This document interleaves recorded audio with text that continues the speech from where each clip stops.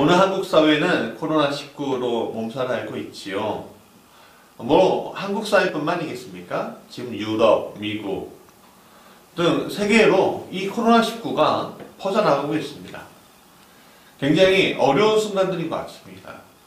WHO에서는 팬데믹 선언하기도 하고 있고요. 그런 가운데 교회도 참 쉽지 않습니다. 예배를 드리고 싶어도 사회적 부담이 따르는 선택을 하게 되는 것처럼 돼버렸습니다. 어제 지역에 뿌리는 소독제를 상가에 나눠주는 일들을 했습니다. 전도도 전도지만 사실 신뢰라는 이야기를 하고 싶었던 거지요.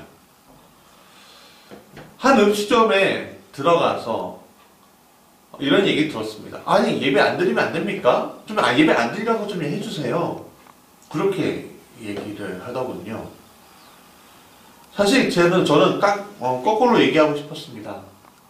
혹시 여기 이 음식점에 사람들 안 들어오면 안 되겠습니까? 그것도 안 된다고 하겠죠. 사실 시험에 드는 이야기라 얘기를 안 했습니다. 말을 아꼈죠. 저희 교회가 작기 때문에 사실 이거하고는 별 상관이 없습니다. 유행을 퍼지는 것도 아니고요. 마스크 잘하고 사회적 거리 충분히 유지할 수 있는 공간이 있고요. 또 많은 수가 참여하지 않기 때문에 주일 예배 안전하게 드릴 수 있습니다.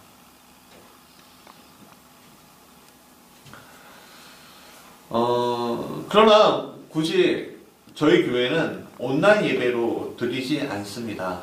실시간으로 하지 않습니다. 큐티와 이 녹화된 설교를 유튜브로 지금 연계하고 있는 중입니다. 왜냐하면 많은 교회들에서 실시간 온라인 하는 것처럼 저희는 세련되게 하지 못합니다. 또 이번 기회에 많은 목사님들의 설교를 경청해 보시면 어떨까 하는 생각도 있어서 굳이 하지는 않고 있습니다. 많은 교회가 온라인 예배를 전환하였고 아마 3월 말까지 이것이 유효하지 않을까라는 생각도 하게 됩니다. 그러나 교회도 운영이 되어야 하기 때문에 온라인 헌금을 유도를 하기도 합니다. 근데 그것을 보면서 세상 사람들은 이렇게 얘기합니다. 자신의 가치관대로 얘기하지요. 뭐라고 합니까? 교회가 돈을 탐한다. 욕심이 있다. 과도하게 매도하는 것을 봅니다. 그러니까 이래저래 교회가 힘든 거죠. 세상 사람들은 세상의 가치관으로 교회를 봅니다. 어쩔 수 없습니다. 우리가 예배의 의미를 그들에게 가르치고 싶어도 듣지 않을 겁니다. 소용이 없습니다. 세상 사람들은 자신이 가장 중요한 가치관으로 종교기관들을 보지요. 바로 돈입니다. 천주교는 헌금을 많이 안 해서 좋아. 칭찬 일색입니다. 불교는 많이 가지 않아서 괜찮아. 칭찬 일색입니다. 근데 교회만큼 왜 헌금도 많이 해야 되지? 왜 가야 되지? 하면서 막 비난합니다. 그런 비난들이 온라인 게시판을 도배합니다. 저는 그것에 대해서 비난하고 싶지 않습니다. 그 문제들이 그들의 문제라고 생각하지도 않습니다. 왜냐하면 세상 사람들은 세상 사람들의 관점들이 있기 때문에 그렇습니다. 여러분 교회뿐만 아니지 않습니까? 사회도 마찬가지입니다. 선거를 앞두고 더 갈라져 있지요. 오늘 우리 곁에는 여러 종류의 사람들이 있습니다. 예를 들어 가치관의 기준으로 보자면 진보적인 사람, 보수적인 사람, 그 중간에 낀 사람, 수구적인 사람, 급진보인 사람, 아무 색깔도 없는 사람 등이 있지요. 여러분 또 건강의 기준으로 보면 건강한 사람, 병든 사람, 병에 취약한 사람, 만성질환을 가지고 있는 사람 등으로 보고 있습니다. 의사가 보기에 건강한 사람이든 병든 사람이든 문제가 있거나 혹시 이상이 있을까 걱정하여 자신의 찾아온 의사들은 다 환자로 봅니다. 그리고 그들에 맞춰 치료를 하고요. 그들의 요구에 맞춰서 진료해 줍니다. 그리고 자신의 분야가 아니면 다른 이들을 소개시켜 주기도 합니다. 여러분, 신앙의 기준으로 볼 때도 여러 종류의 사람이 있습니다. 하나님의 기준으로 보자면 신앙적으로 건강한 사람이 있는가 하면 병든 사람이 있고, 또 연약한 사람이 있는가 하면 항상 시험에 드는 사람들이 있습니다. 하나님은 그들에 맞추어서 치료하시고 치유도 하시지만, 의사와 다른 점은 의사는 환자의 요구나 자신의 전문 분야가 아니면 치료하지 않지만, 하나님은 요구하지 않아도 스스로 낮추셔서 우리를 치료하시고 치유하여 주신다는 겁니다. 본문은 작은 자, 어쩌면 초신자, 믿음이 연약한 사람에 대해서 이야기하고 있습니다. 주님의 이들을 실족하게 하는 자는 차라리 연자맷돌을 그 목에 메어 바다에 던지는 것이 오히려 낫다고 말씀하고 있지요. 이것은 교회 공동체에게 초신자들, 아직 믿음이 연약한 사람들에 대해서 잘할 것을 비유적으로 말씀하신 겁니다. 오늘 우리가 교회 공동체뿐만 아니겠습니까? 이 세상 가운데 교회를 향한 그 시선들을 거두지 못하는, 잘못된 시선들을 거두지 못하는 사람들에게도 마찬가지 아니겠습니까? 그렇다면 이런 모든 시선들에 대해서 오늘 우리가 어떻게 대처해야 할 것인가?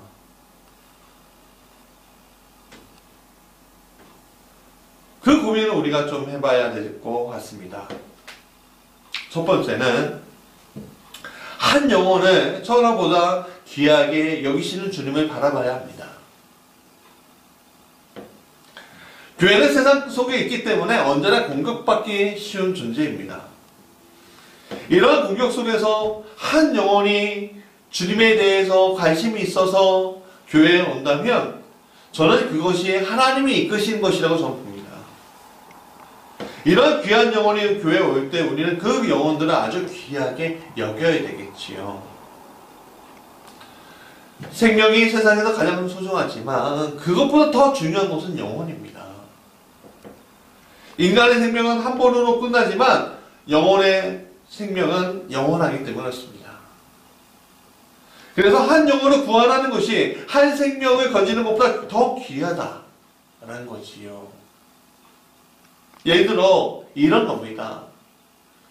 젊었을 때 예수 믿지 않지만 늙어서 죽을 때 되어서 내가 예수 믿고 죽어야 되겠다. 영접해서 하고 죽어야 되겠다. 라고 이야기하는 분들이 있다면 교회는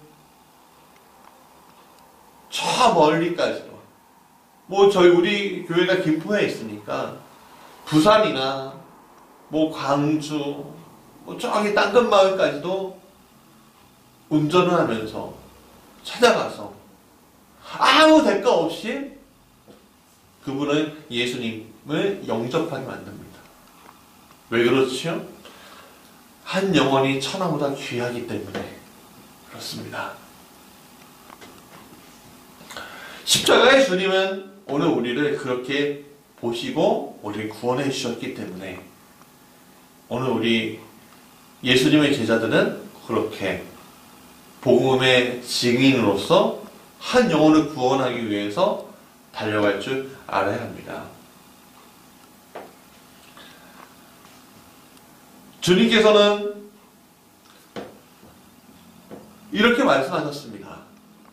한 목자가 잃어버린 양 한 마리를 위해 99마리의 양을 산에 들에 두고 간다고 하셨습니다.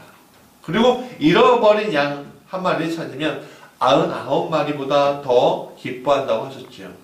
그만큼 주님은 한 영혼에 대해서 중요하게 여기시고 계십니다.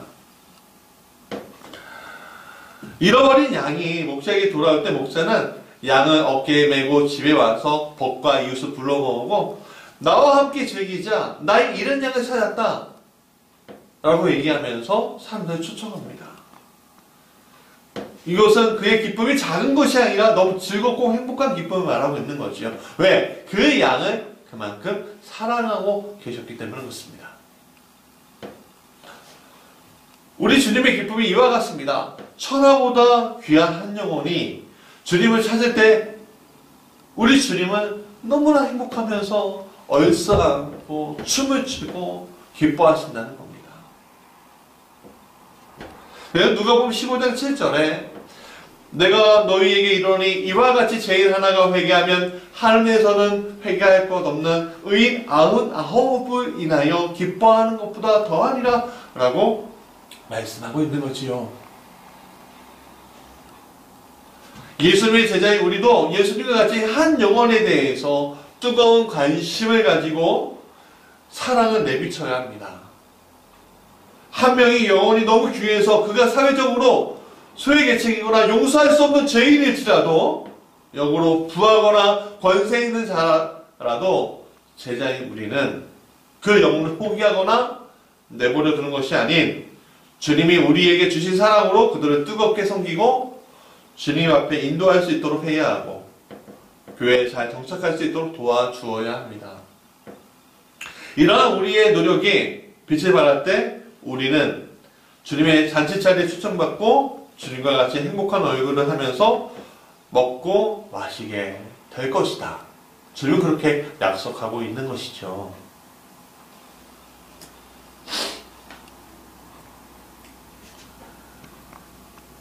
그것을 위해서 우리는 어떻게 해야 되죠? 바로 건강한 공동체가 되어야 합니다. 어떤 공동체는요, 한 영혼이 교회에 들어오는 것에 대해서 그 공동체가 커지는 것에 대해서 굉장히 부담스러워하고 싫어하는 경우도 있습니다. 왜냐하면 그동안 자신들이 했던 방식이 옳다고 안전하다고 여겼던 틀이 깨어지는 이들이 빈번해지기 때문에 그렇습니다. 그런 공동체는 교회가 아닙니다. 그냥 병든 공동체일 뿐입니다. 예수님은 교회를 병든 공동체가 아니라 병을 고치고 살린 공동체로 세우셨음을 우리는 잊지 말아야 할 것입니다. 이 건강한 공동체는 주님을 알리고 주님의 마음을 전하고 주님의 모습을 가지고 살아야 합니다. 두 번째는 정확하게 잘 가르쳐야 한다는 겁니다. 여러분, 이던 사이비 신천지가 한 20만에서 30만의 성도, 교인들이 있다고 합니다. 근데 그 20-30만의 새가 있더라도 그들이 이단일 수밖에 없는, 사이비일 수밖에 없는 이유가 있습니다.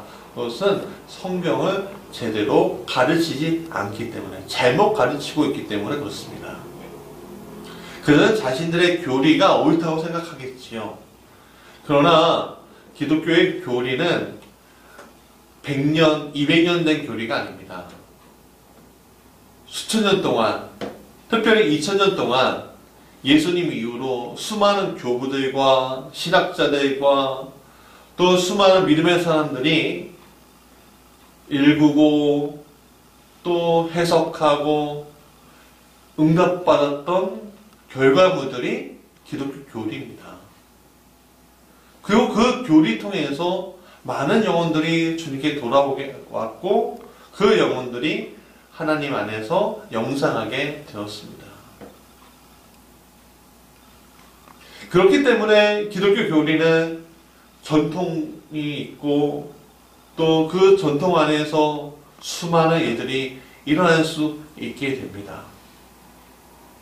그래서 신천지의 잘못된 가르침, 이 이단 사이비들의 잘못된 가르침과는 천양지차로 다른 것이요. 그런데 왜 많은 사람들이 이단 사이비에 빠져들까요? 그것은 안타깝게도 오늘 교회가 교리에 대해서 잘 못 가르치고 있기 때문에 그렇습니다. 말씀을 잘 듣는데 그 말씀 안에서의 진리가 무엇인지 사람들은 알기 원하는데 교회에서 그것을 어쩌면 성장의 방해가 된다고,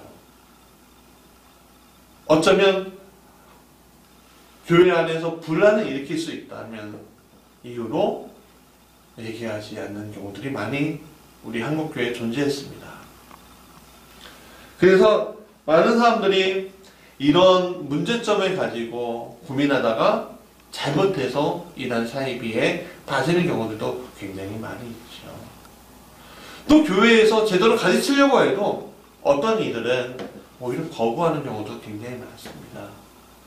왜냐하면 교회는 안에 다양한 집단과 다양한 성향의 사람들이 용광로처럼 녹아져 있기 때문에 이런 현상들이 일어나는 것이죠. 우리는 돌아온 영혼들이 잘 자랄 수 있도록 보호하고 도와주어야 하는데, 영혼의 구령에만 열중한 나머지 돌아온 영혼에 대해서 잘 돌보는 일에 관심을 적게 둘 때도 있습니다. 주님은 자신의 제자들을 부를 때 한 번만 부르시고 끝나지 않으셨습니다. 그들과 동행하시고 대화하시고 용기를 북돋아 주시고 땅끝까지 복음을 전할 수 있도록 진짜 제자로 만드셨다는 겁니다. 그렇기 때문에 한 영혼이 교회 공동체 안에 들어온다면 그 영혼을 진짜 예수님의 제자로 만들기 위해서 공동체가 서로 노력해야 할 것입니다. 근데 그 노력의 가장 기본적인 게 바로 성경입니다. 일반적으로 성경 공부를 가르친다고 하면은 성경을 보면서 이렇게 해석해야 돼요 라고만 얘기해 주지만, 사실은 기독교 교리 안에 있는 그 다양한 해석들과 그 놀라운 진리들을 그들에게 알려줘야 하는 겁니다. 그러니까 즉 성경을 잘 가르쳐야 빛을 볼 수 있는 겁니다. 그러려면 첫 번째 조건이 있습니다. 믿음이 연약한 사람들의 눈높이를 우리가 먼저 맞추어 주어야 한다는 것이지요.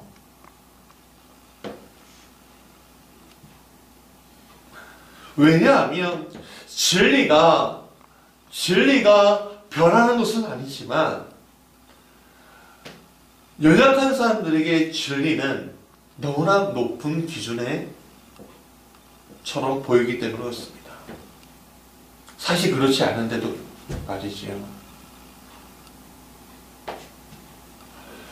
여러분, 우리가 가지고 있는 여러 프로그램의 기초는 하나님의 사랑을, 하나님의 말씀을 나누는 데 기초가 있습니다. 그렇다면 그 기초를 어떻게 해요? 문턱은 막 낮춰줘야 돼요. 아니, 문턱 자체가 없어야 합니다. 주님께 오는. 왜냐하면 예수님도 그러셨습니다.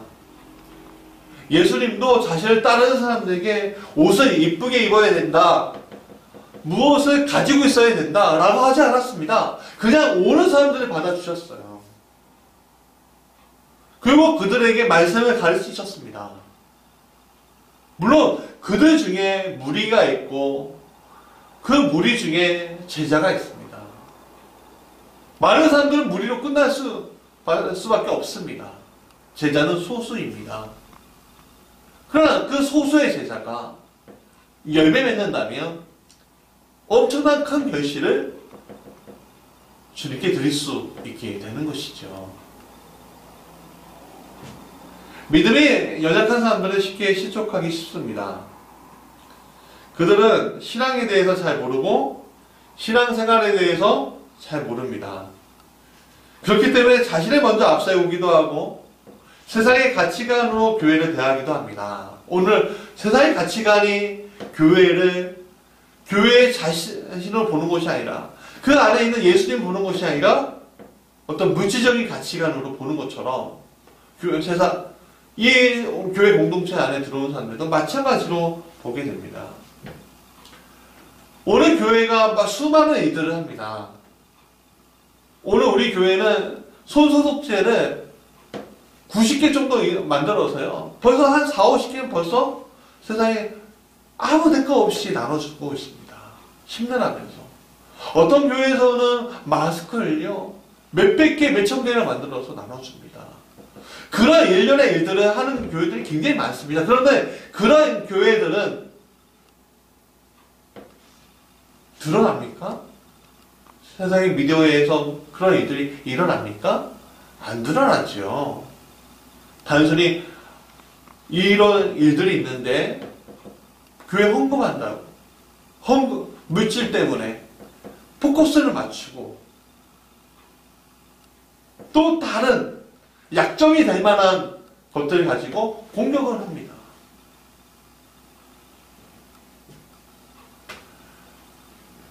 그럴 때 우리는 어떻게 해야 될까요? 그들을 실족하게 만들어야 될까요? 아니지요. 성숙한 제자의 모습으로 대해야 한다는 것입니다. 그들의 눈높이를 우리에게 맞추는 것이 아니라 그들의 눈높이에 우리가 맞춰주어야 한다는 것이죠. 그렇기 때문에 이 코로나19로 인해서 오늘 우리가 예배에 대한 문제가 일어났을 때에도 사실은 그들의 눈높이에 우리가 맞추어 주어야 하는 이유가 거기에 있습니다. 잠시 모든 것을 멈추고 우리 기도의 자리에서 개인의 자리에서 기도하면서 교회 공동체를 어떻게 하면 만들어 갈 수 있을까? 유지할 수 있을까? 발전해 나갈 수 있을까? 고민해 봐야 한다는 것이죠.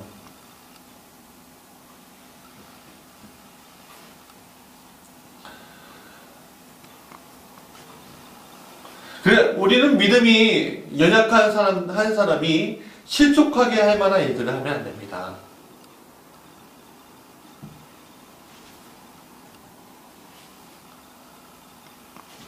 그들은 그런 사람들인 겁니다. 주님도 말씀을 그들의 수준에 따라 쉬운 비유로 설명하시고 제자들에게 자세히 가르쳐 주셨습니다. 마찬가지로 우리도 그들을 우리의 수준에서 보는 것이 아니라 인내를 가지고 그들을 돌보고 성숙한 제자가 되도록 만들어야 한다는 것입니다. 다만 눈높이에 맞추는 것이 기독교가 가지고 있는 윤리와 도덕과 가치관들의 하락을 말하는 것이 아님을 알아야 합니다. 타협되어야 할 것이 있고요. 타협되지 말아야 될 것이 있습니다. 예를 들어서 여러분 이 주일날 오늘 우리가 예배드리는 것들이 여러분 정말 정확하게 예배드리고 계십니까? 오늘 예배의 이 자리에서 주일에 우리가 성수하자고 말하는 자리에서 정말 온라인으로 여러분 한 시간을 하나님 앞에 드리고 있는 중이십니까? 전심으로 하나님 앞에 여러분 서 있으십니까? 아니면 TV를 틀어놓고 영화 보면서 드라마 보면서 한 주를 보내시고 계십니까? 우리가 사회적 요구에는 맞춰주어야 하겠지만 우리의 예배에 대한 절대적인 진리, 가치관에 대해서는 우리가 맞춰주어야 하는 것이 아닙니다.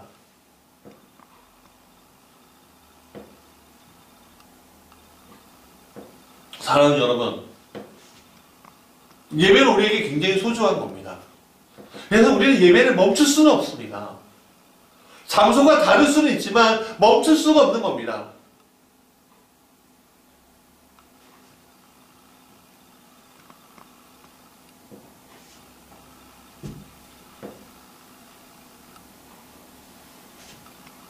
멈출 수가 없는 거죠.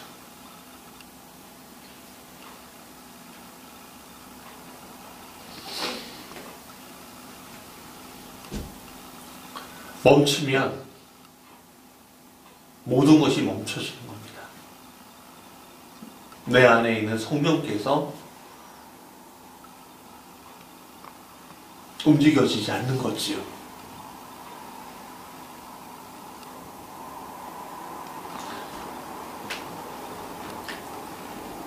어린 영혼에 대해서 맞춰야 하겠지만 우리의 신앙의 눈높이는 주님의 기대치에 맞추어야 합니다. 여러분들은 이 말씀을 듣고 있는 여러분들은 성숙하신 분이십니까? 정말 주일날 예배의 자리를 교회에 오지 않는다고 해서 예배 자리를 쉽게 포기하고 계시는 거 아닙니까?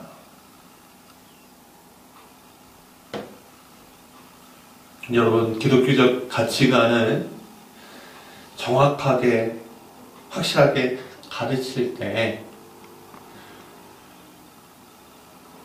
믿음이 연약한 사람도 영적으로 잘 자라게 되는 것입니다.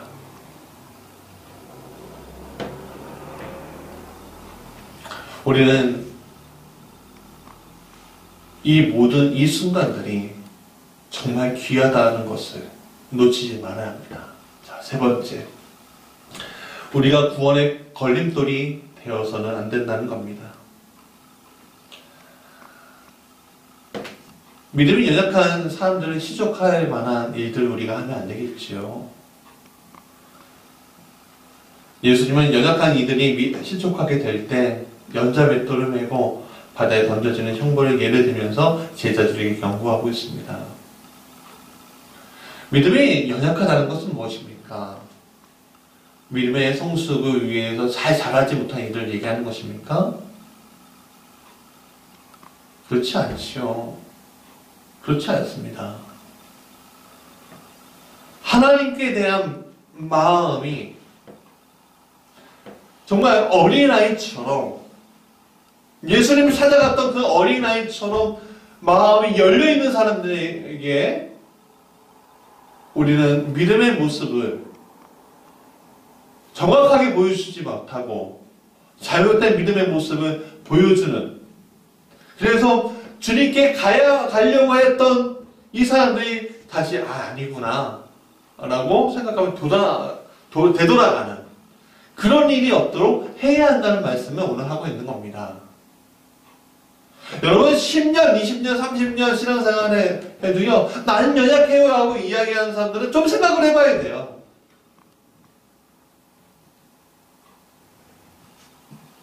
주님은 그렇게 여러분들을 가르치지 않았습니다.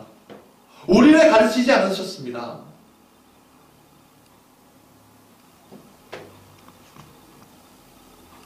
아직 성숙하지 않은 어린아이와 같은 믿음을 가진 사람들에게 말씀하시는 것이 성숙한 믿음을 가지고 있어 라고 생각하는 우리에게 해당되는 얘기가 아니지요.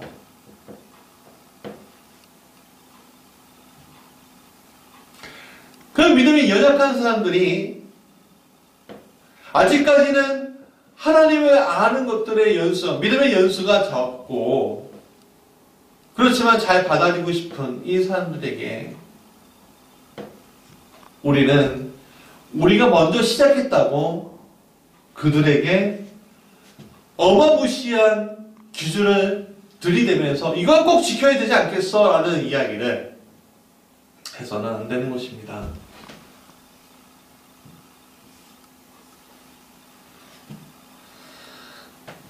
그들은 우리에 대해서 기대치가 굉장히 높죠. 그렇기 때문에 교회가 아니면 교우들이 아니면 목사가 그들의 영적 요구가 채워지지 않을 때 그들은 낙심하며 교회를 떠나기도 합니다. 그것은 천하보다 귀한 영혼을 잃어버린 일로서 하나님이 가장 싫어하시는 일인 거죠. 그렇기 때문에 제자는 늘 성령 충만을 위해서 노력하고 기도해야 하는 삶을 살 수밖에 없습니다. 사는 여러분,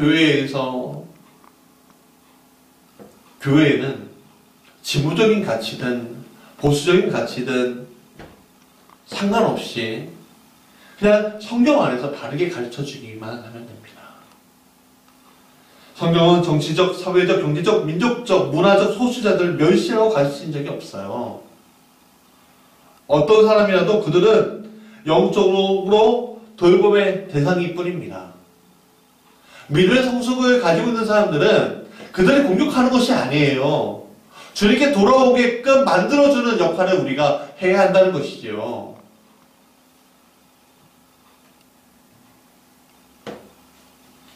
이러한 소수에 속한 사람들의 버팀목이 되어야 한다는 것이 바로 예수님의 말씀이고 교회의 역할 중에 하나인 것입니다.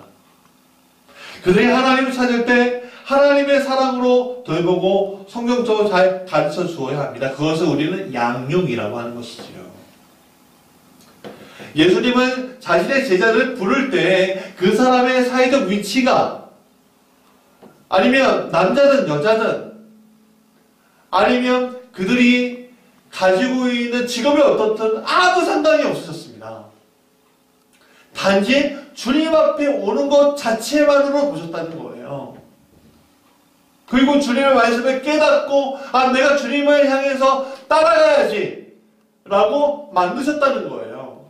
그리고 자신이 그동안 가지고 있었던 것에서 되돌아오게끔 만드셨다는 거예요. 강요하지 않으셨습니다. 선택하게끔 하셨죠. 오늘 우리에게도 마찬가지입니다. 우리 주님이 여러분들을 강요한 것이 아닙니다. 이렇게 해야 돼, 저렇게 해야 돼. 물론 어린 자녀들에게 있어서 잘 가르쳐야 할 것 가운데 여러 가지 것들은 분명히 있습니다만, 그러나 중요한 것은 선택하게끔 만들어주는 겁니다. 자발적으로 말이죠.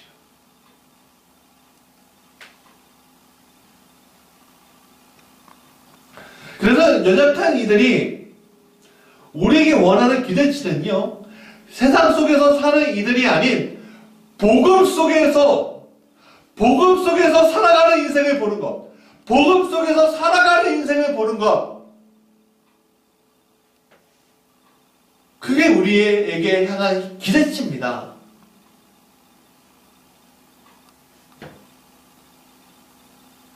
그런데 세상의 질서와 세상의 내용을 가지고 교회에서 말하고 행동한다면 연약한 이들은 이렇게 얘기하겠죠. 아유, 내가 사는 세상하고 별 다를 게 없네. 그래서 떠나갈 겁니다. 우리가 세상과 구별되지 않는다면 어떻게 좋은 소금이 될 수 있겠습니까? 복음을 들려주고 교육하며 같이 행한다면 믿음이 연약한 이들은 더 이상 세상의 가치관이 아닌 하나님이 주신 은혜로 살게 될 것입니다. 그렇게 구별되어 살아가게 되겠지요.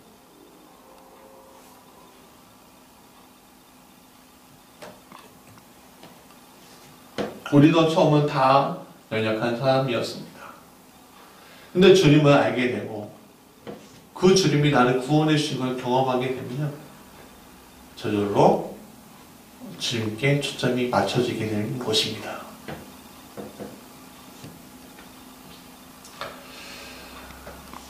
물론 나 아직 부족합니다 라고 얘기할 수 있습니다. 그러나 중요한 것은 내가 연약함을 드러내는 대상이 주님이어야지 세상은 아니라는 겁니다.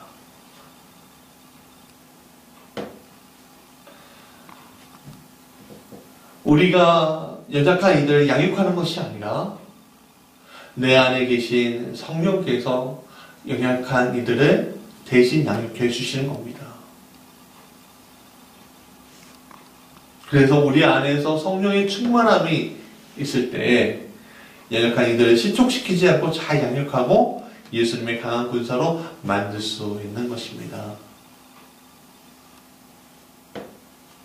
우리의 힘이 아닌 성령의 능력만이 그것을 가능하게 할 것입니다.